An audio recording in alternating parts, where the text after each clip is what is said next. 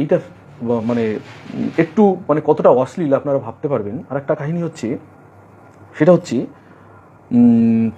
শিবপুরাণ। শিবপুরাণের দ্বাদবিংশ অধ্যায় 497 পাতা, তৃতীয় সংস্করণ, গীতাপেশ, দিল্লি। এইটাই যেটা আমি বলছি, 497 থেকে কাহিনীটা শুরু হয়েছে 512 পর্যন্ত। 512, কোনো কোনো বইয়ে 513, ঠিক আছে। তৃতীয় সংস্করণেই কোনো কোনো বইয়ে 512, কোনো কোনো বইয়ে 513। মানে আমি মূল সংস্কৃত গ্রন্থগুলোর কথা বলছি। অন্যান্য গ্রন্থ তো সে অনুবাদিত গ্রন্থে পুরোটুকুন পাওয়া যায় না। একদম সংস্কৃত গ্রন্থের রেফারেন্সগুলো দিচ্ছি আমি, প্রত্যেকটা সংস্কৃত গ্রন্থের রেফারেন্স দিচ্ছি, তাতে আপনাদের সুবিধা হবে। অনেক ক্ষেত্রে দেখছি অনুবাদিত গ্রন্থ, এই পণ্ডিতরা বলে এই অনুবাদিত গ্রন্থ মানি না, বাংলায় অনুবাদ করেছে, চেঞ্জ হয়ে গেছে। আমি তাই মূল সংস্কৃত গ্রন্থ থেকে রেফারেন্সগুলো আপনাদের তুলে ধরছি। তো সেখানে যে কাহিনীটা রয়েছে, এটা ভয়ঙ্কর অশ্লীল কাহিনী।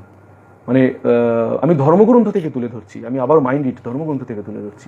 সেখানে বলছেন যে অম্বুজাক্ষ নগরীর শ্রেষ্ঠ নর্তকী, কামিনী, শৈরিণী নারী হচ্ছে দুর্গা। সেইখানে নিত্য যেতেন কে? শিব। আর শিবের প্রধান অনুচর যেতেন মহিষাসুর। তো সেখানে তারা দুইজন সেই কামিনীর জায়গায় যেতেন, সেই পতিতালয়ে তারা যেতেন। পতিতালয় কোথায়? কচুনিপাড়া।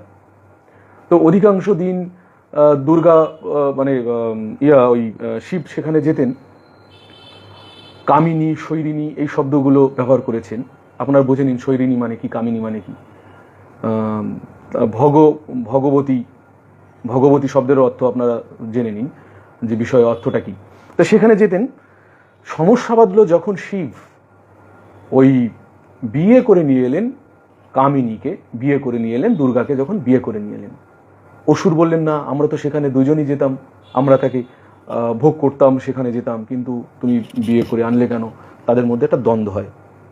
দ্বন্দ্বের পরে এই দুর্গাকে মেনে নিতে পারছিলেন না, স্বর্গেও মেনে নিতে পারছিলেন না। ব্রহ্মা বিষ্ণু তারাও মেনে নিতে পারছিলেন না। তো মেনে নিতে না পেরে তারা কি করে, আমি সংক্ষেপে বলছি, একটা কম্প্রোমাইজের মধ্যে যান। সেখানে সেই শিব তিনি কম্প্রোমাইজের মধ্যে যান।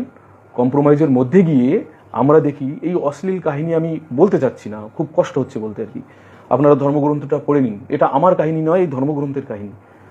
তখন একটা কম্প্রোমাইজ হয়ে গিয়ে যে নারায়ণ তাকেও ভোগ করতে দিতে হবে, ব্রহ্মা তাকেও ভোগ করতে দিতে হবে, এরকম এক একজন ভোগ করে। আর মায়ের এক একটা শক্তি বেড়ে যায়, 2 হাত বেড়ে যায়, আবার আর একজন ভোগ করে, আরও 2 হাত বেড়ে যায়, অস্ত্র বেড়ে যায়, অর্থাৎ তাদের সমস্ত শক্তি বেড়ে যায়, দুর্গার সমস্ত শক্তি বেড়ে যায়। অর্থাৎ তারা মেনে নিল আর কি। মেনে নেওয়ার পরে পরবর্তীকালে যে যুদ্ধটা হলো, ঠিক আছে, দুর্গার সঙ্গে মহিষাসুরের যে যুদ্ধটা হলো। এখন এখানে হচ্ছে ধর্মগ্রন্থের কথা আমি বলছি, যে মায়ের রূপ দেখিয়েছে, হয় ধর্মগ্রন্থকে আপনারা পুড়িয়ে ফেলুন, নয় দুর্গাকে মা বলা বন্ধ করুন, একটা কিছু করুন। এটা ধর্মগ্রন্থ, মায়ের এরকম রূপ হতে পারে না। ধর্মগ্রন্থ অনুসারে মাকে শৈরিণী বলা হয়েছে, মাকে পতিতা বলা হচ্ছে, মাকে নর্তকী বলা হচ্ছে, মাকে কামিনী বলা হচ্ছে। তুমি মা বলবে দুর্গাকে, আবার এই সব অশ্লীল ধর্মগ্রন্থ সেটাকে মেনে নিতে হবে। হয় এই ধর্মগ্রন্থগুলো ব্যান করো, না হলে দুর্গাকে মা বলা বন্ধ করো। এটা তো হতে পারে না। এখন জ্ঞান বিজ্ঞানের যুগ, আমরা ধর্মগ্রন্থ, এর জন্য বলতো শূদ্ররা ধর্মগ্রন্থ পড়তে পারবে না। কেন? শূদ্ররা ধর্মগ্রন্থ পড়লেই এইগুলো প্রকাশ হয়ে যাবে, এর জন্য বলতো। এখন ধর্মগ্রন্থে যে যে জায়গাগুলো রয়েছে, অশ্লীলতা, মায়ের রূপ হতে পারে না। এবং সেখানে কিন্তু একাধিক সাহিত্যিকও কিন্তু এটা যে মায়ের রূপ হতে পারে না সেটা কিন্তু বলেছেন। স্বয়ং রবীন্দ্রনাথ তার ধর্ম প্রবন্ধে বলেছেন। এবং আমরা দেখি আরও ঐতিহাসিক মানে সাহিত্যিকদের কথা যদি আমরা বলি, একাধিক সাহিত্যিক, শিবরাম চক্রবর্তী, তার যদি সেই বিখ্যাত প্রবন্ধ ধর্মের তীর, এই প্রবন্ধটা দেখি, তিনি পরিষ্কার করে উল্লেখ করেছেন, সেখানে দুর্গার কথা উল্লেখ করেছেন, যে কেমন মায়ের মূর্তি সেখানে তিনি উল্লেখ করেছেন। তো এই জায়গাগুলো যেটা বেরিয়ে এসছে, তার মূল কথা হচ্ছে যে এইরকম রূপ মায়ের হতে পারে না। রবীন্দ্রনাথ ঠাকুর ধম্ম ও ধর্ম প্রবন্ধে যেমন বলেছেন যে কোথা কোথা হইতে ধর্মের নাম লইয়া নারীকে অপমান করা হইয়াছে, মাতৃরূপকে অসম্মান করা হইয়াছে, ইহা আর যাহাই হোক ধর্ম হইতে পারে না। যেমন শিবরাম চক্রবর্তী তিনি ধর্মের তীর গ্রন্থে বলেছেন যে মায়ের কদর্য রূপের বর্ণনা কখনো মাতৃরূপের প্রকাশ ঘটে না। কেমন কদর্য রূপ আপনারা বুঝতে পারবেন যে একজন পুরুষ সে কি করেছে, একজন নারী পা দিয়ে একেবারে পা মারিয়ে ধরেছে, তাকে পা দিয়ে মারিয়ে ধরেছে, মারিয়ে ধরে একটা অস্ত্র দিয়ে তার বুকে বেঁধে দিয়েছে, গোল গোল করে রক্ত বেরোচ্ছে। ওইদিকে সিংহ সে খুবলে এক খুবলা মাংস বুক থেকে নিয়ে নিল, কার্তিক তীর্ধনু ধরে বসে আছে, আর একটা অস্ত্র ধরে বসে আছে গণেশ। আবার সবাই মানে মারণদেহী অবস্থা, মার অবস্থা।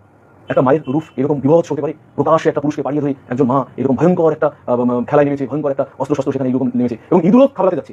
ভাবুন বিষয়টা, মানে এই হিন্দুদের ব্রাহ্মণবাদীদের দেবতা ইঁদুর একটা দেবতা, পেটাও একটা দেবতা, এবার ভাবুন তো হনুমানও দেবতা, কি বিষয় যে এবার ভাবুন। অর্থাৎ এই যে মারণদেহী রূপ, এটা মায়ের কখনো রূপ হতে পারে না, সেই মা কখনো কল্যাণকামী হতে পারে না, সেই মা কখনো বড় ভাই দায়ী হতে পারে না, সেই মা হতে পারে না। এটা একাধিক ঐতিহাসিক মানে সাহিত্যিকরা বলেছেন। আবার দেখুন সেই মায়ের আরেকটু কালী, কি বিভৎস কালী রূপ, মা দিগম্বরা, মানে কোনো বস্ত্র থাকবে না, বিবস্ত্র করে মাকে পুজো করতে হবে। ধর্মের বিধান কোনো বস্ত্র পরে কালী পুজো হয় না, সেটা পাপ। বিবস্ত্র করে মাকে পুজো করতে হবে, প্রকাশ্য লোকে বিবস্ত্র করে পূজা করতে হবে। জীব বেরিয়ে হয়েছে একদম লক করছে, জীব গলায় নরমুণ্ড ধারণ, মাথা কেটে কেটে নরমুণ্ড দিয়ে একটা মালা করেছে, মুন্ড থেকে টপ করে রক্ত পড়ছে, আর ওই আরেকটা মুখ বের করে মা আরেকটা রূপ বের করেছে, আরেকটা মুখ বের করে সেই রক্ত চুয়ে খাচ্ছে, সেই রক্ত আবার পড়ছে মাটিতে, শিয়াল খাচ্ছে, হিংস্র পশুরা খাচ্ছে, মায়ের হাতে খর্ব কাটছে, মাথা কাটছে, কি বিভৎস একটা চোখ উল্টিয়ে রয়েছে, পুরুষকে মারিয়ে রয়েছে, কি বিভৎস।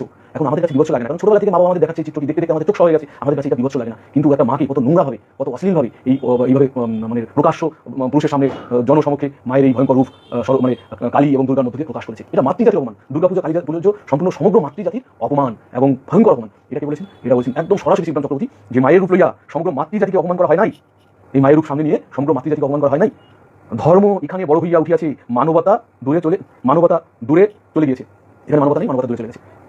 ধর্মের তীর এই গ্রন্থে শিবরাম চক্রবর্তী প্রবন্ধে বলেছেন।